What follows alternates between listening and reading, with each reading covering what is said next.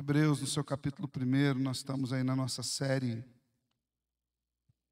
de estudos sobre a carta aos Hebreus. Começamos a semana passada nossa série de sermões e hoje nós vamos dar continuidade ao sermão que nós iniciamos no domingo passado mesmo.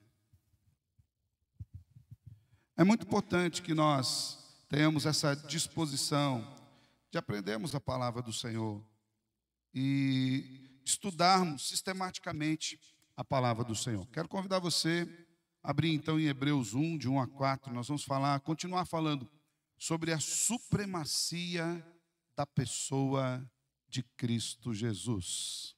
Hebreus 1, dos versos 1 até o 4, a supremacia da pessoa de Cristo Jesus. Diz assim o texto das Escrituras: antigamente, Deus falou muitas vezes e de muitas maneiras aos pais pelos profetas. Mas nesses últimos dias, nos falou pelo Filho, a quem constituiu o herdeiro de todas as coisas e pelo qual também fez o universo. O Filho, que é o resplendor da glória de Deus e a expressão exata do seu ser, sustentando todas as coisas pela sua palavra poderosa, depois de ter feito a purificação dos pecados, assentou-se à direita da majestade nas alturas, tendo se tornado tão superior aos anjos, quanto herdou mais excelente nome do que eles. Até aqui, vamos orar mais uma vez, pedindo que o Senhor nos oriente na meditação da palavra. Amado Deus, muito obrigado, porque o Senhor permitiu que estivéssemos aqui nessa noite, celebrando o Teu nome, cantando louvores a Ti, e em torno da Tua palavra, Senhor, para meditarmos e aprendermos aquilo que o Senhor tem para nós. Obrigado, Deus, não apenas pelos irmãos que estão reunidos aqui no templo, mas aqueles que podem acompanhar de casa, Senhor. Tudo isso é uma bênção que o Senhor tem providenciado a todos nós. O que nós queremos lhe pedir é que o Senhor nos edifique com graça nessa noite. Que a Tua boa mão nos conduza, que o Teu Espírito toque nas nossas mentes e nos nossos corações, para que nós entendamos a Sua verdade e que, caminhando na Sua verdade, Senhor, tenhamos a vida transformada e possamos proclamar da grandiosidade do Senhor para todo mundo. É assim que nós oramos em nome de Jesus. Amém e amém. Glória a Deus. Semana passada nós começamos falando um pouco sobre o contexto em que o livro, a carta aos Hebreus, foi escrito. E eu quero ressaltar apenas alguns detalhes bastante importantes. A maioria nós já fixamos bem na nossa mente na última semana. Mas é muito importante nós lembrarmos que a carta aos Hebreus foi escrita num contexto de crise, num contexto de lutas. Os irmãos que haviam se convertido, no caso ali, judeus que haviam se convertido ao cristianismo, estavam enfrentando perseguições de todos os lados. Eles enfrentavam perseguição dos religiosos na sinagoga, porque agora eles eram denominados cristãos. Eles estavam enfrentando perseguições daqueles que eram de dentro da sua casa, que não aceitavam de forma alguma que eles abandonassem o ritualismo judaico para seguir essa nova fé em Cristo Jesus, uma fé que questionava e que confrontava constantemente todo o sistema religioso judaico da época. E em muitos aspectos, alguns deles estavam enfrentando lutas até nos seus empregos, no seu trabalho, porque alguns patrões que eram judeus, ao saberem da conversão dos seus empregados, faziam com que eles perdessem os seus empregos. Ou seja, era uma crise para onde quer que eles olhavam. E por conta dessa crise, por conta dessa adversidade, por conta dessa luta que eles estavam enfrentando, eles também estavam pensando, muitos deles estavam pensando em abrir mão dessa nova fé. Afinal de contas, aquilo que para eles era uma novidade de vida se tornou um peso, uma dificuldade. Eu acredito que talvez naquele tempo já tivesse nas mentes e nos corações aquilo que muitas vezes nós vemos hoje em dia na pregação do Evangelho. A pregação de um Evangelho que resolve todos os seus problemas. Então, se está com crise, vem para o Evangelho que a gente resolve. Está com problema no seu casamento? O Evangelho resolve. Está com problema na saúde? O Evangelho resolve. Está com problema nas finanças? O Evangelho resolve. Está com problema nos relacionamentos? O Evangelho resolve. Não que o evangelho não valha e não nos ajude a resolver cada uma dessas questões quando o colocamos em prática na nossa vida, mas esse não é o objetivo primaz do evangelho. O evangelho veio para nos trazer salvação e resolver de fato qual é o nosso maior problema, que é o pecado. O nosso maior problema não é que a gente se relacione mal com as pessoas em qualquer aspecto que seja. O nosso maior problema é que sem Cristo Jesus somos pecadores condenados e estamos caminhando para o inferno. O evangelho resolve esse maior problema. E a partir da resolução desse problema, o Senhor, pela graça, bondade e misericórdia, com o auxílio do seu Santo Espírito, nos ajuda a resolver os demais problemas. Mas aqueles irmãos, daquele primeiro momento, eles estavam pensando até mesmo em voltar para trás do Evangelho. Muitos estavam pensando em abandonar a Cristo. Muitos estavam regredindo, por isso você vai perceber que no decurso da carta, e nós vamos estudar isso em vários outros capítulos e versículos, exortações duras a não voltarmos para trás, a não sermos aqueles que retrocedem. Quando nós vemos a galeria dos heróis da fé, no capítulo 11 de Hebreus, por exemplo, nós olhamos aquele texto com um olhar apaixonado de ver aqueles homens que não voltaram atrás diante do risco até mesmo de perder a vida, e muitos perderam a vida. Mas por que o autor de Hebreus coloca aquela galeria de heróis da fé? Exatamente para mostrar para aqueles irmãos, olha, para onde vocês estão querendo retroceder? Vocês acreditam que vocês estão enfrentando problemas por causa do Evangelho? Olha a história dos mártires da fé, dos homens e mulheres que se entregaram e que perderam a vida por conta de Cristo Jesus. E é exatamente nesse contexto de pessoas que estavam vacilando na fé, o autor chega a dizer que eram pessoas que deveriam estar habilitadas já, firmes no estudo, e agora estavam tendo que receber de novo um leitinho, eles estavam tentando voltar para trás. É nesse contexto que o autor de Hebreus escreve a carta. E é por isso que ele escreve com tanta força esses primeiros versículos aqui que nós lemos para a nossa meditação. Semana passada nós vimos 5 atributos, qualidades, 5 características acerca da pessoa de Jesus, que são muito marcantes aqui. E hoje nós vamos ver mais 4 dessas características. Mas por que o autor de Hebreus, então, apresenta essas características logo de entrada? É mais ou menos como se ele fosse começar a sua carta já pulando com o pé no peito. Falou, ó, deixa eu explicar para vocês o que eu estou querendo dizer. Como aqueles irmãos estavam vacilando e pensando em voltar para trás, ele inicia a sua carta mostrando a quem vocês estão abandonando. Vocês já pararam para pensar o que significa voltar à velha vida do ritualismo? Vocês já pararam para pensar o que significa o regresso na fé? Vocês estarão abandonando o Cristo, que é a revelação da própria palavra de Deus. Ele é o verbo vivo de Deus. Alguns de vocês viram esse verbo vivo. É isso que vocês estão abandonando. O autor de Hebreus continua dizendo que esse Cristo a quem aqueles seguidores ali do primeiro século queriam abandonar era o herdeiro de todas as coisas e por quem nós recebemos as bênçãos. Já falei a semana passada aqui que toda a bênção de Deus para nós, ela não nos vem de maneira direta. Toda a bênção de Deus para nós nos é dada por intermédio de Cristo Jesus, que é o herdeiro direto de todas as coisas. O autor ainda de Hebreus diz que vocês querem abandonar quem? Aquele Cristo pelo qual Deus fez a criação. Ele faz parte de toda a criação. Lemos aqui agora há pouco também em Colossenses, mas o autor já nos diz no capítulo 2, na parte final do capítulo 2, que esse Jesus é aquele pelo qual Deus fez o universo. Ele era o verbo que estava com Deus desde o princípio, e sem ele nenhuma das coisas que foram feitas de fato se fez. Ele diz mais ainda, esse Jesus a quem estou pregando, esse Jesus que vocês estão imaginando a possibilidade de abandonar, é o resplendor da glória de Deus e a expressão exata do seu ser. Então, quando o autor de Hebreus, ele escreve essa carta, ele está com o objetivo claro de tratar algo no coração daqueles irmãos, que era o fortalecimento da fé no meio das lutas. Irmãos, fala a verdade. Quantas e quantas vezes, no meio das lutas, nós trazemos questionamentos para dentro da nossa fé?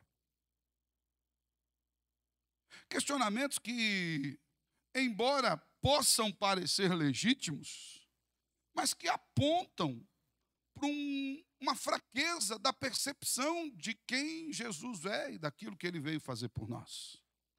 Quantas e quantas vezes no meio da crise nós não olhamos e falamos, por que comigo? Ou melhor, às vezes nós temos aquele sentimento meio de Elias, é só comigo. Todo mundo abandonou, sou o único, e olha o que eu estou sofrendo. Quantas vezes nós, diante das adversidades que a vida nos apresenta, nós não pensamos em voltar para trás? Hoje nós vemos crescer vultosamente o número de desigrejados. Quem são os desigrejados? São pessoas que já tiveram algum tipo de contato com o Evangelho. Qual a profundidade nós não podemos dizer, porque isso é o Senhor que sonda os corações, mas por algum motivo, por alguma questão particular ou profunda, pequena ou grande, resolveram abandonar o estilo de vida comunitária. E no primeiro momento, eles dizem que abandonaram só a igreja como instituição, mas todos nós sabemos que isso não é uma verdade. O desigrejado, na verdade, abandonou a fé. Eu duvido. Antigamente tinha aquela expressão, duvido e odor, né? Eu duvido que um desigrejado seja um assíduo leitor das Escrituras. Um homem ou uma mulher que dobre seus joelhos em oração o tempo todo. Alguém que tem um coração servil. Por que ele não é? Porque ele não está disposto ao básico, a viver a vida em comunhão, a ser confrontado, a olhar nos olhos, a ser pastoreado, a ser perguntado e questionado acerca dos seus pecados, a ser direcionado por homens falhos como ele e que precisam da mesma palavra como ele. Mas os desigrejados têm crescido. E às vezes tem desigrejados dentro da igreja. Espera aí, pastor, como é que é assim? Tem gente que entra no culto e sai do culto e vem na escola bíblica e vai embora, e como se não tivesse acontecendo nada na vida dele. Ele de fato já abandonou a fé, só que esse não tem coragem nem de abandonar a igreja. Eu lembro que uma vez nós estudamos aqui na escola bíblica, que era para ser uma lição e virou acho que quase 10 lições, né? 25 características de um crente desigrejado, que frequenta a igreja, mas já está desigrejado faz tempo, já abandonou a vida comunitária. Então, hoje, essa mensagem é tão vívida quanto foi naquele primeiro momento, porque hoje também nós vemos muitos irmãos fraquejando na fé, nós vemos muitos irmãos pensando em abandonar a fé, abandonar a igreja, abandonar a Cristo. E essas mesmas verdades reveladas àqueles irmãos, aos hebreus, que estavam espalhados ali pela Ásia Menor. Diga-se de passagem, essa não é uma carta designada a uma cidade específica. Ela é designada a um número de irmãos específicos, que estavam espalhados em todos os lugares. Então, a todos os hebreus que estão enfrentando essas lutas, a todos os hebreus que estão pensando em abandonar, a todos os hebreus que encontraram-se com o Evangelho e agora estão enfraquejando. Poderíamos ampliar aqui a todos os cristãos que estão enfrentando lutas, a todos os cristãos que estão pensando em abandonar, a todos os cristãos que tiveram um contato com o Evangelho e agora estão fraquejando na fé. A quem vocês pensam abandonar? O autor de Hebreus começa dizendo isso bem claro. Olha só, no princípio Deus falou de muitas vezes e de muitas maneiras aos pais pelos profetas, mas hoje Ele nos fala pelo Filho. O Filho é o herdeiro de todas as coisas. O Filho estava presente e é o meio pelo qual o Pai fez o universo. O Filho é o resplendor da glória do Pai. O Filho é a expressão exata do ser do Pai. E continuando aqui a nossa exposição, tendo usado essas primeiras afirmações do autor de Hebreus, até a título da nossa introdução, ali no capítulo 3, ele ainda nos diz que o Filho, o Cristo, é o sustentador de todas as coisas. Isso é muito interessante porque se tem algo que nos incomoda, pelo menos a mim, não sei a você, mas a mim me incomoda muito, é o sentimento de fragilidade ou sentimento de impotência. Quando alguma coisa foge das nossas mãos, como se por alguma vez nós tivéssemos o controle total de algumas coisas. Mas a gente gosta da ilusão de controle. A gente gosta dessa ilusão de controle. Nos incomoda demais quando as coisas fogem do nosso controle. Às vezes a gente tenta buscar explicações que são difíceis para essas questões. Talvez aqueles irmãos que estavam perdendo o controle da vida, e alguns perdendo a própria vida, falavam: onde está Jesus nessa hora? Já perguntou isso? Onde está Jesus? A gente tem algumas dificuldades em lidar com essas coisas, né? Tem 2 crentes no carro vindo para o culto. 2 crentes. O carro bate. Um morre. O que salvou, a gente diz que foi salvo o quê? Graças. E o que morreu?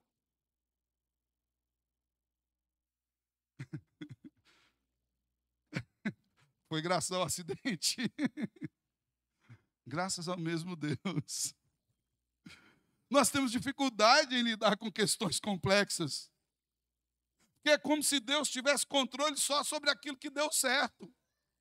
E aquilo que deu errado sob a nossa perspectiva. Porque a morte é algo que deu errado na perspectiva de quem vai morrer é a gente.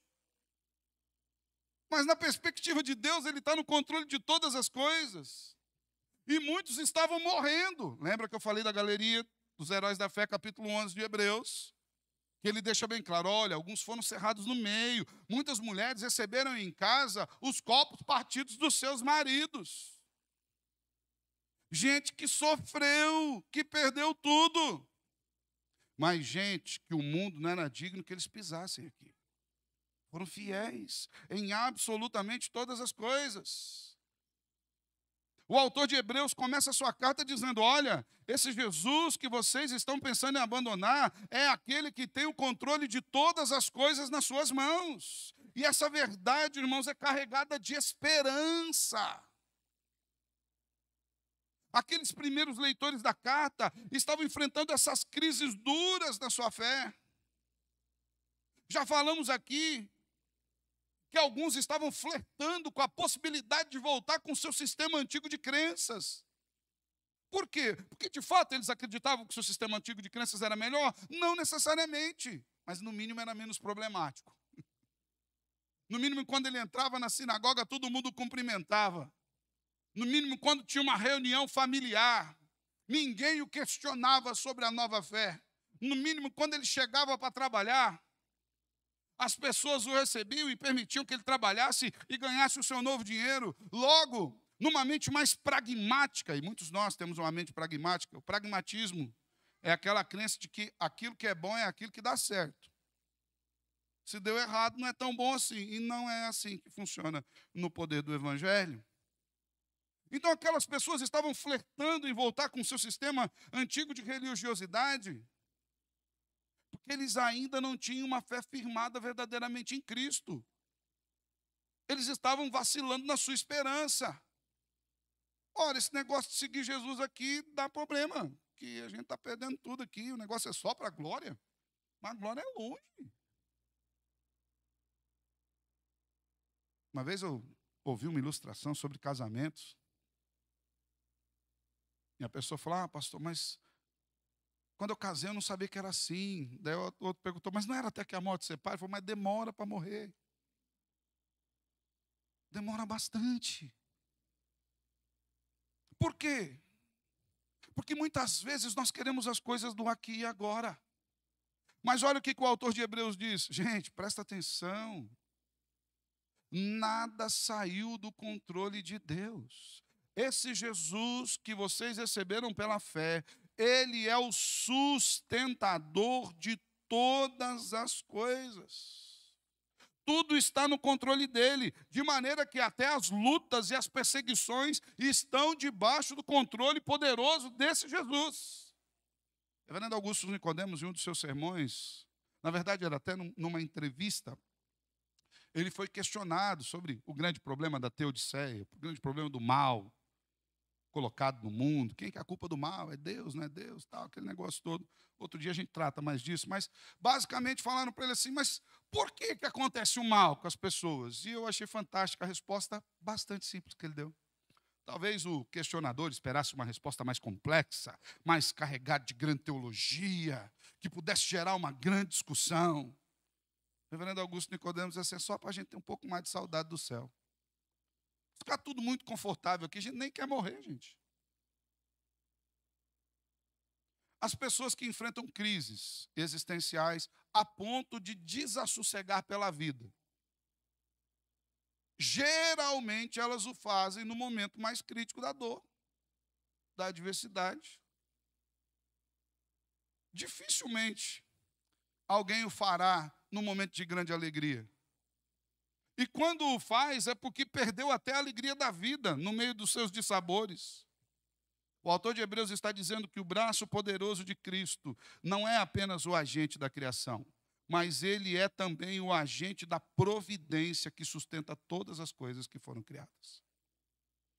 De maneira que aquele que nos salvou é o mesmo que nos sustenta salvos, pelo poder da sua grande mão.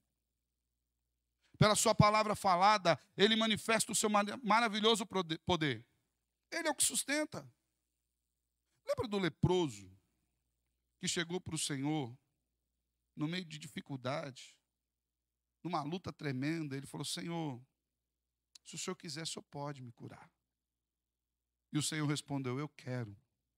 Fica limpo. Imediatamente ele ficou limpo.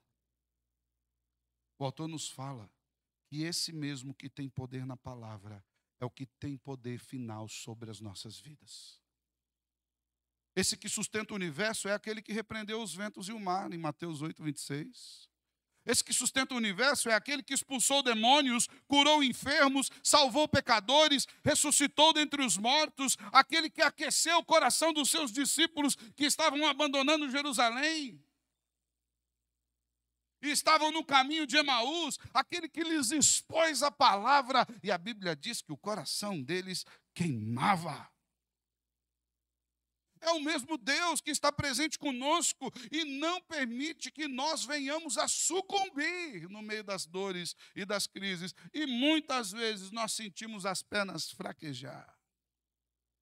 Muitas vezes nós sentimos como que o chão debaixo dos nossos pés se abrirem. Muitas vezes a gente fala, eu cheguei no fundo do poço, agora não dá mais. Mas o sustentador de todas as coisas é o que tem a última palavra. É ele que diz se dá ou não dá. O sustentador de todas as coisas é aquele ainda que garantiu com a sua palavra que ele vai voltar para nos buscar. Nós podemos confiar em Jesus, porque há poder no céu por conta das suas palavras. Todas as coisas são sustentadas pela fidelidade e poder da palavra que sai da sua boca. Eis que estou convosco todos os dias. Significa que ele estará conosco todos os dias. Cantamos agora aqui. Jamais me desampara, nem me abandonará. Está sempre ao meu lado e me protegerá até quando, olha só, até quando nós veremos ele como? Face a face. Eu gosto demais desse hino, mas em especial a parte final é uma esperança fantástica cantada aqui. Ele diz, então ao céu subindo, na glória me verei, com Jesus o Salvador morando, enfim. Ele é o sustentador de todas as coisas. Não podemos abandoná-lo.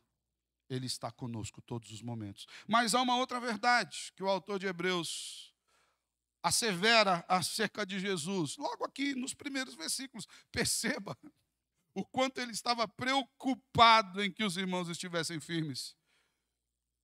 Porque ele lembra aqueles irmãos que eles estavam sem Jesus, mortos dos seus delitos e pecados. E ali no versículo 3, ele diz que esse Jesus, que é sustentador de todas as coisas, pela palavra da sua boca, depois de ter feito a purificação de pecados. Isso aqui é muito interessante, irmãos. Porque o autor de Hebreus, ele usou uma linguagem muito própria dos hebreus, dos judeus. que é a ideia de purificação de pecados. Eles vêm aprendendo desde o Antigo Testamento acerca de purificação de pecados, acerca de apresentarem as suas ofertas, acerca de levarem lá o novilho, levarem lá o carneiro, levarem lá o pombinho ou a farinha, conforme cada um as suas posses, acerca do bode emissário, em quem confessava-se os pecados sobre a cabeça e tirava do arraial para que o pecado saísse dali. Eles vinham aprendendo didaticamente desde a narração de Gênesis, de que por conta do pecado deles, alguém que não tinha nada com a culpa deles teria que morrer no seu lugar. Alguém perfeito, um cordeiro perfeito. E toda essa linguagem, ela traz uma áurea tremenda de explicação com a pessoa de Cristo Jesus. Quando nós vemos, por exemplo, o evangelista João dizendo que Jesus é quem? É o Cordeiro do próprio Deus, que foi oferecido na cruz do Calvário com qual objetivo? Tirar o pecado do mundo. E agora o autor de Hebreus volta-se para esses irmãos e fala: irmãos, os pecados de vocês foram purificados por causa de Jesus, por meio de Jesus e na pessoa de Jesus, vocês foram libertos, limpos de todos os seus pecados. Ou seja, regredir de Jesus é voltar para os próprios pecados. As Escrituras usam algumas expressões que, assim, elas são difíceis da gente entender, ou talvez se nós fôssemos usar, nós usaríamos algumas palavras mais escolhidas. Mas a Bíblia diz que aquele que volta é como cachorro que volta ao próprio vômito. É como a porca lavada que volta para a lama. Jesus é quem nos purificou dos pecados. Logo, se o abandonarmos, abraçaremos cada um dos nossos pecados novamente. E quão grande perdição é para aqueles que estiverem agarrados aos seus pecados. De maneira que esse termo usado aqui era conhecido pelos hebreus, que estavam ensinados pelo ritualismo judaico acerca da purificação. Assim como os rituais de lavagem judaicos habilitavam eles de várias formas para a sua questão da cerimonialidade, eles lavavam os alimentos, lavavam as refeições. As mulheres, depois do parto e do seu fluxo, tinham que se lavar. Aqueles que tocavam em mortos tinham que se lavar. Tudo isso já muito bem estipulado no ritualismo, exatamente de maneira didática, para que eles entendessem a profundidade desse lavar de Cristo, que nos limpava de todas as impurezas, de todos os pecados. O autor de Hebreus, mais à frente, em outro capítulo, vai dizer que por conta desse lavar regenerador de Cristo, e por conta da sua morte vicária na cruz do Calvário, agora nós temos livre acesso a Deus. Nós não precisamos mais do sacerdote, nós não precisamos mais do sacrifício, porque de uma vez por todas nós fomos ligados ao Pai por intermédio de Cristo. O que o autor dessa carta está afirmando aqui é que Jesus, por meio do seu sacrifício, tendo se entregado na cruz do Calvário para receber o castigo pelos pecados que nós cometemos, nos limpou e nos livrou e nos purificou de cada um desses pecados, de maneira que agora nós temos livre acesso na presença de Deus. É o que Paulo afirma na carta aos Romanos, capítulo 8, nos versículos 1 e 2. Agora, pois, já não existe nenhuma condenação para os que estão em Cristo Jesus, porque a lei do Espírito da vida em Cristo Jesus livrou você da lei do pecado e da morte. De maneira que se nós abandonarmos a Jesus... Você tem ideia do que ele está falando aqui? Nós parece que, ao abandonarmos Jesus, nós estamos fazendo o caminho inverso que o próprio Cristo fez por nós. Ele nos tirou do império das trevas, o Pai nos tirou do império das trevas e nos levou para o Filho do seu amor. Se porventura abandonarmos, nós sairemos do reino do Filho amado e pularemos nas trevas. Jesus é maior do que qualquer espécie de ritualismo, porque ele em si cumpriu de uma vez por todas a nossa purificação. Nós precisamos entender que temos que estar fortalecidos nele, porque ele nos inaugurou um novo e vivo caminho para o Pai. Mas há uma outra verdade ainda, que o autor de Hebreus queria explicitar logo nesse começo da carta. Por isso, para mim, o começo é um dos começos de carta mais fortes. As cartas paulinas, por exemplo, Paulo sempre começa com um cumprimento, dizendo quem ele é. A carta petrina, joanina também. O autor de Hebreus, não. Ele abre a sua artilharia teológica de argumentos firmados, calcados na pessoa de Cristo e fala, olha, vamos direto ao assunto.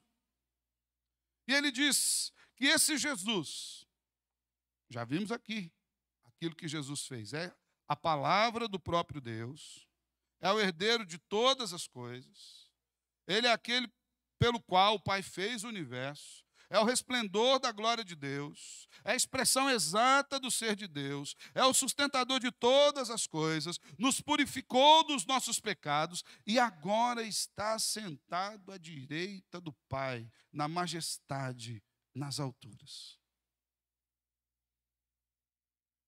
E é interessante que ele coloca isso de maneira sequencial, porque logo depois da purificação dos pecados, ele diz, assentou-se à direita da majestade nas alturas.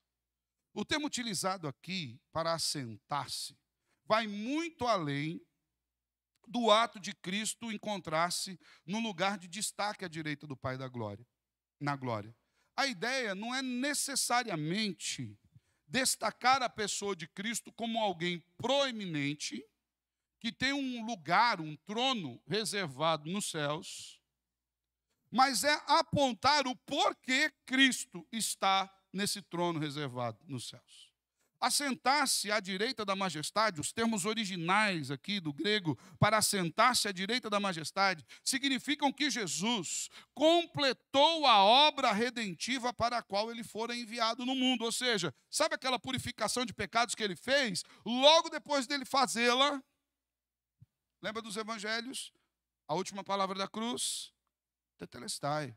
Está consumado. Completamente pago. Aquilo que era para ser cumprido, eu cumpri. Então, o assentar-se aqui não é um lugar de descanso, mas é a glorificação. É a afirmação de que a sua obra foi perfeitamente concluída na cruz. É o status de vitorioso.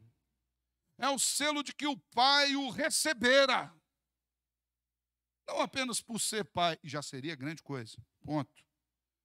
Mas o recebera pelos méritos do seu trabalho, que cumpriu cabalmente aquilo pelo que ele veio fazer. Ele veio nos purificar dos pecados e nos purificou de todos eles. Por isso, hoje, ele recebe os louros da sua obra completa, assentado à direita da majestade do Pai, nas alturas. A figura aqui é uma expressão de exaltação triunfante. Cristo toma o seu lugar, lugar que lhe é legítimo, e governa junto com o Pai, porque ele cumprira todo o projeto redentivo estabelecido pelo Pai. Cristo aqui opera o cumprimento da promessa feita no Salmo 110, versículo 1, e revela a superioridade, tanto da sua majestade pessoal, quanto da sua obra sacrificial que fora consumada. De maneira que o autor de Hebreus está dizendo, vocês estão prestando atenção quem vocês estão abandonando? Aquele que cumpriu o propósito para aquilo que ele veio fazer.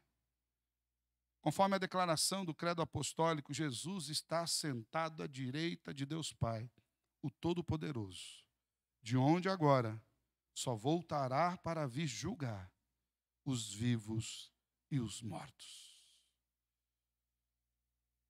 Ele conquistou a nossa vida na cruz do Calvário.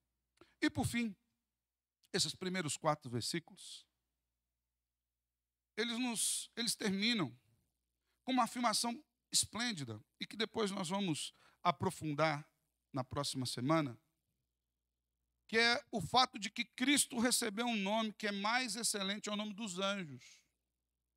E ele termina o versículo, essa seção no versículo 4, dizendo, tendo se tornado tão superior aos anjos, que herdou mais excelente nome do que eles.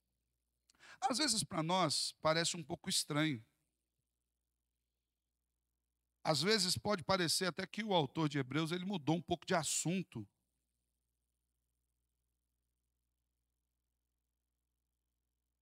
Ou ele não tivesse mais algo a dizer e ele... Vamos acabar com tudo de uma vez, falar dos anjos. Mas não é.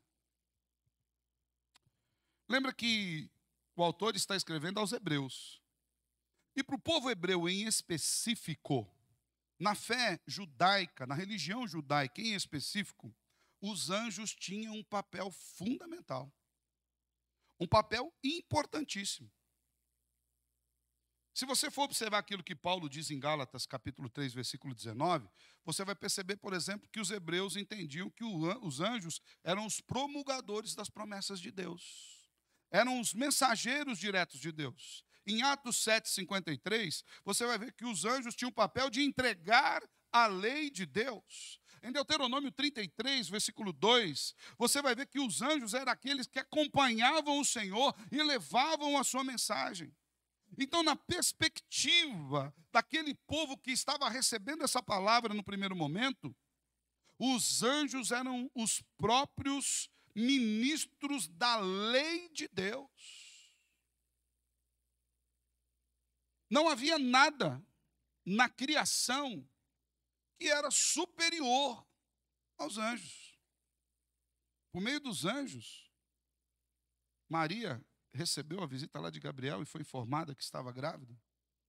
Por meio de anjos, José não a abandonou. Nós vemos anjos visitando o povo de Deus em todo o Antigo Testamento. Há uma disputa teológica se quem estavam com Sadraque, Mesaque e Abdinego na fornalha de fogo ardente era o próprio Senhor Jesus ou era um anjo, ou era a personificação da pessoa de Jesus por meio de um anjo. Os anjos estavam completamente inseridos no contexto do povo hebraico como sendo os mensageiros mais supremos e sublimes da voz de Deus. E aí o autor de Hebreus termina essa sessão dizendo que esse Jesus, que era carregado de todos esses atributos que ele havia desfilado até então, também era superior aos anjos e herdou um nome que é mais excelente do que todos eles. Eu acredito que essa mensagem deveria, de fato, ser pregada hoje com mais veemência. Eu já assisti alguns... Eu não sei porque que eu perco esse tempo, sabe? Mas de vez em quando o povo manda aqueles memes sobre os cultos. Eu não sei se eu me divirto ou me entristeço com aquele negócio lá. Mas você vê muitos cultos hoje. Cristão, o Gabriel aqui, o Miguel ali. Aqui nós temos o Gabriel e o Miguel. De anjo ainda não tem muito assim, essa faceta, né? Mas nós temos. Correndo atrás de não, porque o anjo é poderoso. Irmãos, o Filho eterno do Deus eterno, aquele que nos salvou e nos comprou, recebeu um nome que é mais excelente e superior ao nome dos anjos. Enquanto os anjos traziam a mensagem da lei, a mensagem da palavra de Deus, o Filho é a própria palavra de Deus. Então, se os judeus deveriam prestar atenção à mensagem que lhes fora promulgada por anjos, tanto mais agora a mensagem promulgada pelo próprio Cristo, que é maior que os anjos. E isso continua valendo nos nossos dias. Se nós devemos, irmãos, prestar atenção em tudo aquilo que está escrito nas Escrituras, quanto mais quando nós percebemos que as Escrituras são a palavra viva do Deus vivo. É uma manifestação do Verbo encarnado de Deus diante dos nossos olhos.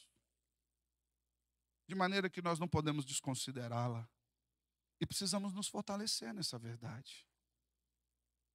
Irmãos, o objetivo máximo do autor de Hebreus é fortalecer a fé daqueles que estavam lendo a sua carta. O meu desejo é que nós também sejamos fortalecidos. Que nos momentos das nossas crises, das nossas lutas, nós saibamos em quem nós estamos confiando. Nós saibamos em quais mãos as nossas vidas estão sendo sustentadas. Que nós saibamos o que significa o nome de Jesus como Salvador e todas as suas implicações práticas para a nossa vida. Jesus não é um personagem histórico normal. Ele não é aquele personagem do livro da história, ou que mudou a história de antes para depois de. Porque tinha uma proeminência política, filosófica, porque era um agitador, porque foi importante, porque mexeu com as estruturas do Império Romano, não. Ele é o próprio Deus encarnado, o resplendor da glória do Pai, a expressão exata do seu ser. Por isso, nós não podemos desconsiderar a sua palavra, o seu ensino, a sua vida e o seu sacrifício. Nós não podemos negligenciar, como o próprio autor vai nos dizer mais à frente, tão grande salvação. Como vamos negligenciar tão grande salvação? E é por isso que o autor de Hebreus começa esses primeiros versículos com tanta força, que é para deixar bem claro, gravado na mente dos irmãos: vocês não podem voltar para trás de Cristo, porque Cristo é tudo isso que eu lhes disse. E daí, irmãos, para a gente terminar, acho que a gente precisa pensar, nós que distamos aí cerca de 2000 anos, dos primeiros leitores originais, mas que, pela graça de Deus, nós entendemos como o Senhor poderosamente, maravilhosamente, usou um contexto específico para nos comunicar uma verdade que é eterna. Semana passada, dando aula no seminário, eu falei isso para o pessoal, porque o pessoal às vezes fica meio preocupado, né? Nossa, pastor, mas o Antigo Testamento é um povo específico, é um momento específico. Será que isso não limita a compreensão da palavra? Eu falei, pelo contrário. Nós podemos ver como Deus é tão poderoso, que Ele usou um momento específico, um povo específico, uma cultura específica, um tempo específico, uma situação específica, muito particular, presa no tempo e no espaço, para comunicar uma verdade que é atemporal, que é eterna. Uma verdade que extrapola o seu lugar inicial. Uma verdade que é verdade de Deus. E eu e você que sabemos dessa verdade, o que nós devemos fazer diante dessas afirmações tão impactantes e profundas acerca da supremacia de Cristo Jesus? Porque é isso que o autor está nos dizendo. Esse Cristo que nos comprou para si, a quem nós recebemos e aceitamos pela fé, é o supremo Deus. Eu quero propor aqui algumas aplicações para mim e para você. A primeira dessas aplicações, irmãos, é que nós devemos reconhecer o senhorio de Cristo sobre todas as coisas na nossa vida. O Senhor é Senhor das nossas alegrias e das nossas tristezas, das nossas aventuras e desventuras. O Senhor é o Senhor das nossas festas e do nosso luto. Ele está presente em todas as coisas. E nós precisamos experimentar cada uma dessas coisas pela ótica suprema de um Deus que controla todas as coisas. A segunda verdade que eu queria, segunda aplicação que eu queria propor para você, é que nós não podemos, de maneira alguma, deixar de adorar ao Senhor na beleza da sua santidade. Olha a revelação de quem Ele é, irmãos. Que coisa maravilhosa. De todas as expressões que nós estudamos aqui, algumas podem nos saltar aos olhos, como a expressão exata do ser de Deus, superior a anjos, cujo nome é maior do que todos eles. Que nós adoremos ao Senhor com toda a força do nosso coração. Que quando formos abrir a boca para cantar, que entoemos com toda a força o nosso canto. Que quando lemos as Escrituras, o façamos de todo o coração, exaltando aquele que é a própria palavra de Deus. Que quando celebrarmos no momento de culto, o façamos com toda a intensidade da nossa alma, sabendo diante de quem nós estamos. Esse Jesus, o Filho eterno do Deus eterno. Terceira aplicação. Mesmo no meio das crises, das adversidades, quero usar a ilustração dela aqui. Mesmo quando você ouvir um não de Deus, e a gente vai ouvir alguns. Eu já ouvi vários. Eu acredito que você já deva ter ouvido alguns. Que nós não deixemos de amá-lo. Porque os nãos de Deus são tão bons quanto os sims de Deus. Porque o que está oculto nos nãos e nos sims não é a afirmação ou a negativa, é que eles são de Deus. E se é de Deus, é o melhor para nós. De maneira que os nãos de Deus são tão sublimes quanto os seus sims. Porque são expressão do amor de um Pai tremendo que cuida de nós. Então, ame e obedeça a Jesus pela firmeza dos seus preceitos, por Ele ser quem Ele é, pela revelação do seu caráter a nós. Quarta aplicação.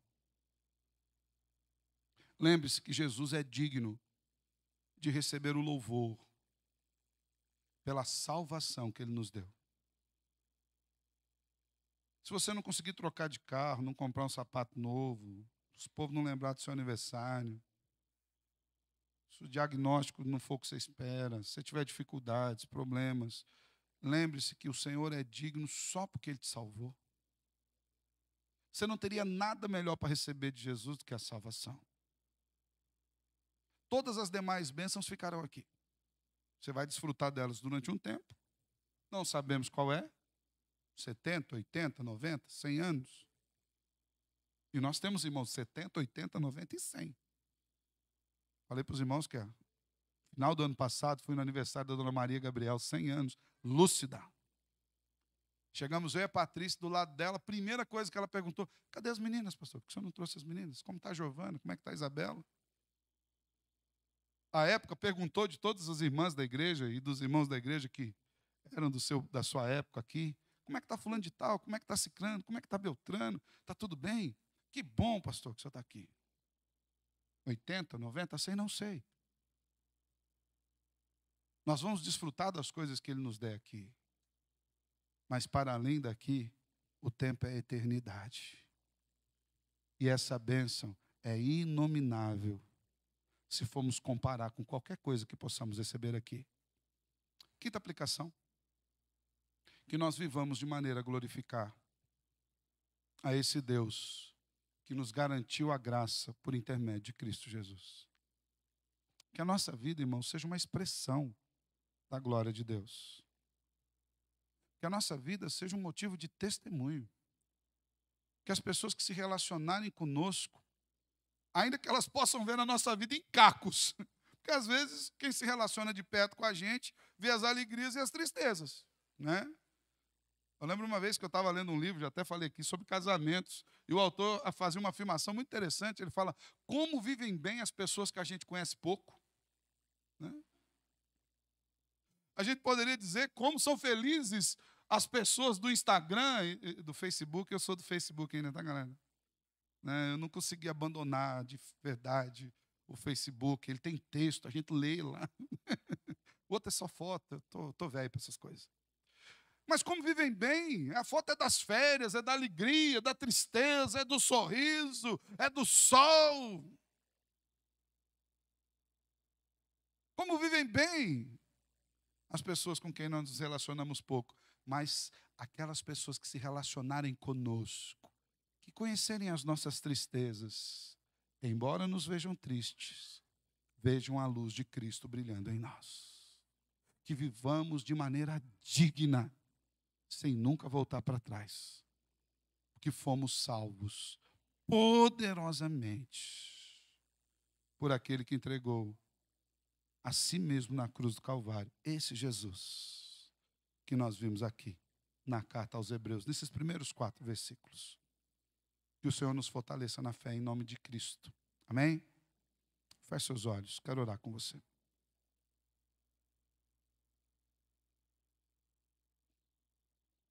Muito obrigado, Senhor, pela tua palavra.